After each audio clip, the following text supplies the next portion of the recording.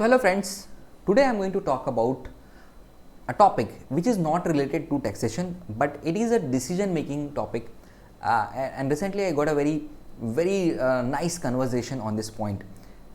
Most of people who leave India on permanent basis, like they have they have like taken the foreign citizenship, they have surrendered the Indian passport, they have a question. Like most of cases, what happened, they have completely shifted out from here. So all the property, everything they have shifted out, or they are in process of shifting out. Now a question comes in the mind whether I should have an investment in India or not. And now investment can be in form of property also, or maybe in form of stocks also, because most of time people complain that in India still there is lots of bureaucracy, things are very slow, people are corrupt and all these things. So let me answer that, because this conversation recently happened with one of my client, and I understand what is his pain, why he's talking that way. And I thought that this is maybe a common pain for most of people who has already taken a foreign citizenship, and they're in process of shifting out from India, either completely or maybe partially, whatever way. So basically they want, like, okay, now everything shifted to say Canada, so should I have something in India or not? And if I should have, what is the reason, how I should decide? So let me answer this question in this video. So let's begin.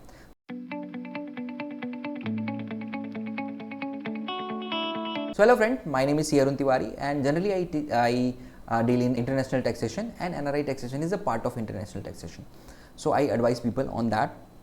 Now today I am going to talk about question which I already explained, and I will generally talk the facts and you can say practical points, not the emotional points, because if you see that way, I always feel that you can leave India, but India is always with you.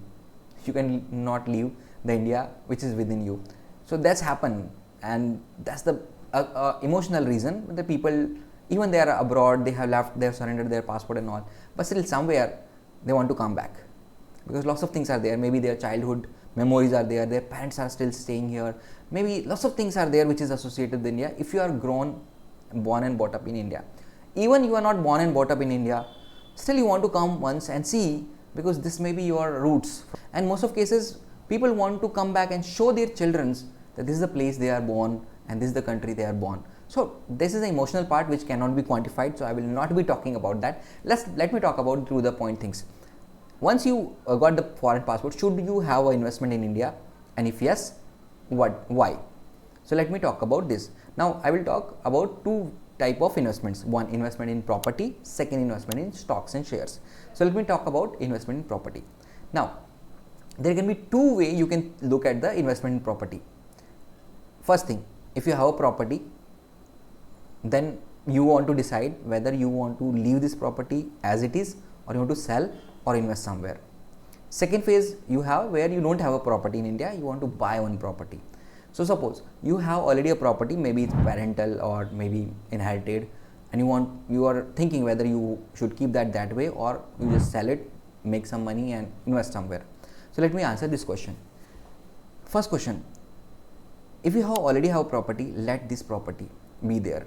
Of course, if it is in some places where you do not want to visit, maybe it is your native place or maybe villages, you don't want to go to villages, but you want to have a stopover in India, maybe in big cities, where whenever you're coming back, you can stay some days there, you should leave this. The reason very simple. See, in most of people who are slightly doing good in India, generally they have diversification in other countries also. Either they bought a property in Singapore or Dubai. The basic reason is, first, this is an investment. Second, in case of crisis, you don't know something, like world is very unpredictable nowadays, things are changing, may change very fast. So in that case, at least they have a place where they can go for some time, they can seek a refuge. Now India is a natural refuge for you, because most of you can apply for PIO or OCI card. And for PIO, OCI card holder, it's like they can come to India anytime without any visa. Suppose you are staying in very good country, or everything is going fine, something happen all of a sudden. You know about example of Kenya. Like overnight people have to leave their legacy and they have to run for their life. So this may happen in other countries also, because somewhere what is happening, that see, slowly the local population in most of the countries are feeling threatened due to people coming from other countries. Somewhere they feel that we are becoming the minority. I can take the example of Britain itself, or maybe England itself. So even in the parliament and everywhere, people who are migrating from other country, or they have a legacy of migrating from other country, they are taking over even the political things also. So other country where you are going, people may not be very open-ended that way.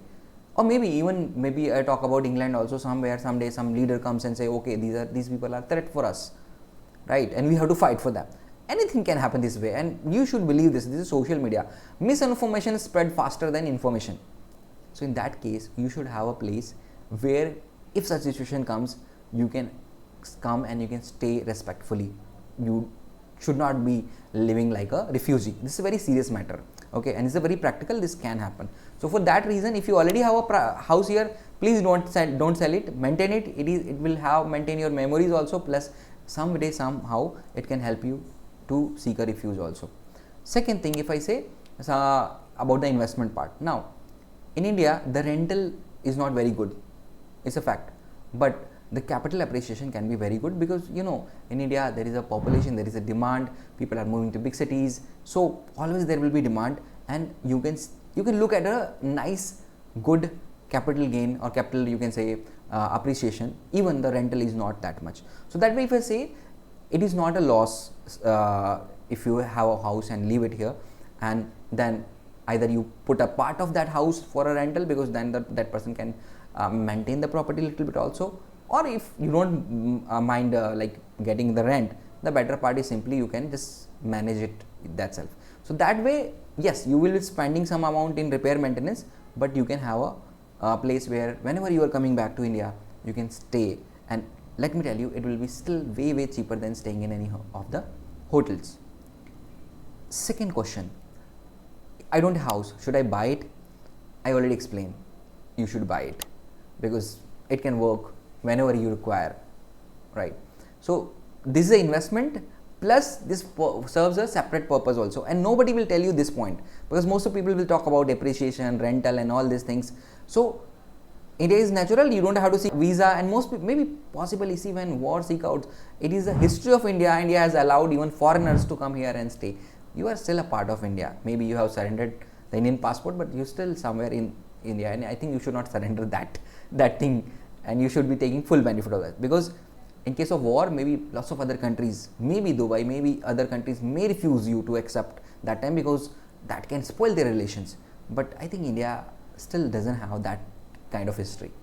So this is a long explanation, but I think serve the purpose. You should have a house here, and if you have, just maintain it. If you don't have, you should buy it. If you have a house which is like way back in the villages, where you don't want to go and show your children's how the rural India work, you just want to limit yourself with the cities of India, so you can sell that property and buy something in either tier 2 or tier 1 cities, and you can enjoy these things. So first problem, I think question I answered. Second question people ask about investment. Should I have a shareholding or share investment here? And if yes, why and how? So let me answer first thing. India is one of the fastest growing economy in the world. I don't have to tell you that. Okay, everybody knows that. Second, the reason very simple. We are building so much consumption, just internal consumption, that even the companies from abroad and all around the world rushing here, right? So it's a bright spot all over the economy. So you should have a part of that in your portfolio. It will serve as a diversification also, and as a growth factor also. So that way you should have an investment. Now you may ask how. So there are a scheme which is called portfolio investment scheme, which is launched by RBI. I will make another video on that. Maybe next video will be on that. I will tell you how you can open a PIS account and you can invest in India. The taxation, everything is same like a resident. So there is no separate things will be with you. Only thing that if you are bringing money, you can take it abroad, of course, but there is a limit on that. So that I will talk in the next video. I will not talk about this. So as friends, hope this video makes sense to you, because lots of time people just think about commercial part, but always you don't have to think about the commercial part. Even Indians are so smart, if they can afford, they have like diversified their investment, like they invest in maybe Nasdaq something, and they also buy some property somewhere, okay, and this is basically, I'm just talking about the higher middle class or maybe rich class or HNI class. Of course, not everybody can buy a house in Singapore or Dubai, but whoever can, they have there. And the basic purpose is diversification and the protection in case something wrong goes in any of the country. So if you already have a natural, or you can say inherited rights to buy a property or maintain a property, you should do it. Second, you should not miss out the Indian growth story, because lots of people are rushing, even they have nothing to do with India, they're trying to get a pie of this cake. So you should not miss out that. That's all in this video, friends. If you feel this video makes sense, this video really helps to change the mindset, because I hear a lot of negativity about that. And now let me tell you, it's nothing about patriotism. I'm a chartered accountant and I have to talk about the things which are there. These are very practical things which I told you, and maybe people don't look from that point, because if you go to some financial planner, they will just talk about the numbers. But everything doesn't go with numbers. Somewhere you have to go beyond the numbers and see whether in future you have certain requirements which you cannot measure or you cannot calculate in numbers. So that's all in this video. Thank you. Have a nice day.